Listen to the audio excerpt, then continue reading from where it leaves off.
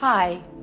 Black holes. We've all heard of them, and I don't just mean that mysterious place where all your loose change seems to disappear to, otherwise known as your children. I'm talking about that region of space with a gravitational field so intense that no matter, radiation or even light can escape it. There's a joke that astrophysicists like to tell, and it goes something like this. A star walks into a black hole, but it doesn't seem phased. The black hole turns to the star and says, "Sir, I don't think you understand the gravity of this situation." But as with most jokes, it carries a ring of truth to it. Until 2011, astrophysicists were not able to confidently report this phenomenon of stars falling into black holes, but now they can. And the total number of cases of stars falling into black holes reported until 2016 had been 3. Interestingly enough, although it's not an astrology book, there's an entire chapter in the Quran called The Star, and the first verse of that chapter is, "By the star when it falls." In this chapter, the Quran describes characteristics of a place so similar to what we now know as fitting the description of the black hole that it will send a shiver down your spine. In the Islamic faith, it is believed that God granted Prophet Muhammad a special trip to the heavens. This trip was miraculous, of course, as there was no technological way the Prophet could have taken such a journey at the time, seeing as how planes hadn't even been invented, let alone rocket ships. Nonetheless, if you study this miraculous night journey closely, you'll find that there are many clues to prove that this incredible journey did indeed occur. Not only that, where it took place turns out to be of great interest too, because astonishingly enough, the description of the area the Prophet ascended to matches the characteristics of what we now know about the black hole. So let's look at what we now know about the black hole through the recent discoveries of science and compare it to the mysterious area the Quran describes in its pages as part of this miraculous night journey the Prophet took. Firstly, in verse 16 of chapter 53, the Quran describes this place in space as very dark. In fact, it describes it as darkness covered or draped in darkness, which is not surprising. Space is a pretty dark place.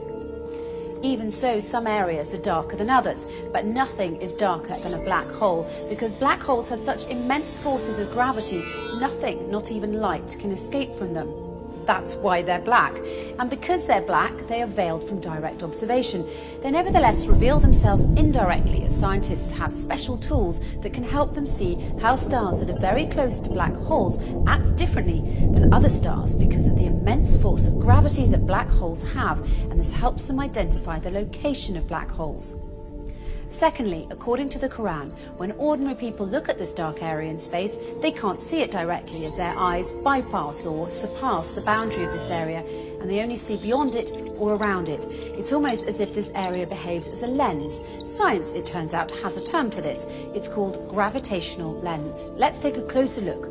Normally we think of light travelling in straight beams, but near a black hole, the powerful force of gravity bends and warps rays of light around it, creating a visual imprint on the surrounding material. Astrophysicists have proved that a black hole bends light to act like a cosmic magnifying glass, giving astronomers a view of an even more distant galaxy behind it. And this, my friends, is what we call a gravitational lens.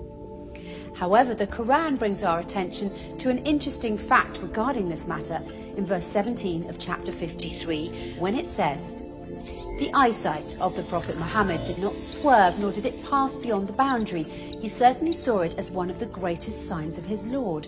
Could this verse be alluding to the fact that the Prophet Muhammad actually visited the black hole and looked at it directly?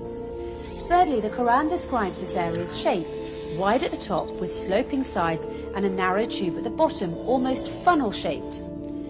In verse 14 of chapter 53, when it says, "By the finite jujube tree," it is likened to the shape of a jujube tree, which fits the same description as the one I just mentioned. A black hole makes such a deep dent in space-time, and that's why it appears to look like a funnel. Despite the black hole's effects on the movement of matter and its tremendous suction power, the black hole's space-time dent remains hidden behind its event horizon, and it's always surrounded by an area which does not allow light to escape and therefore cannot be directly observed. And fourthly, once again, in verse 14, chapter 53, "By the finite jujube tree," the Quran reveals that this area is finite. So how does this claim stack up with the science?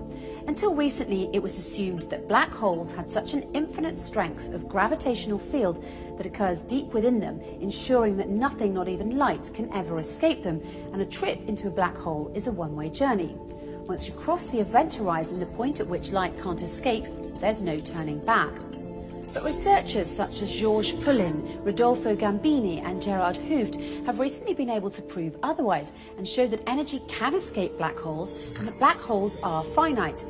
This essentially means that black holes don't end in an infinite density, but rather act as a portal to another universe. The acclaimed British physicist Professor Stephen Hawking supports this claim and further suggested that there could be a way out of the black hole when he famously said, "If you feel you're in a black hole, don't give up. There's a way out. It might have a passage to another universe, but you couldn't come back to our universe. So although I'm keen on spaceflight, I'm not going to try that." In conclusion, the Quran swears by the star when it falls that the Prophet Muhammad travelled through space and reached an area which, according to the Quran, is one of God's greatest signs, an area that is much darker than its surroundings. This darkness hides its funnel jujube tree shape underneath, and no one can see this area directly as his or her eyesight will swerve and pass beyond its boundary.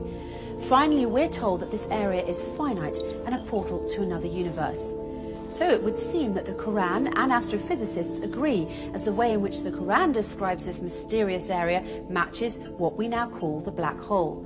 However, the Quran takes it one step further by asserting that it is, in fact, a portal to heaven, a claim which science has yet to prove. But if past experience is any indication, it's only a matter of time before science catches up to the scientific miracles already contained in the pages of the Quran.